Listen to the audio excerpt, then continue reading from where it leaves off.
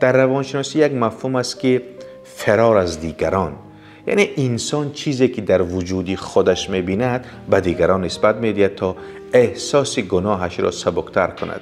کسی که دروغگو است همه دروغ می‌نماید. کسی که خود بی‌مهری می‌ورزد دیگران را بی‌مهر می‌بیند. کسی که درد دارد از همه آزار می‌بیند. پس هر چی که مردم میگویند بیشتر درباره خودشان میگویند، نه درباره تو.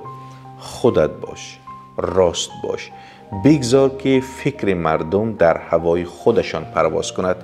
حضرت صاحب تبریزی چی زیبا میگویند که اینقدر کز تو دل چند بود شاد بس است، زندگانی به مرادی همه کس نتوان کرد.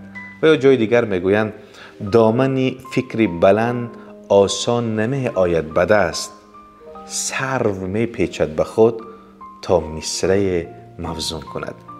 با خیرت بمانید تا بهترین ها را بشنوید. ما برای شما بهترین ها را توصیه میکنیم.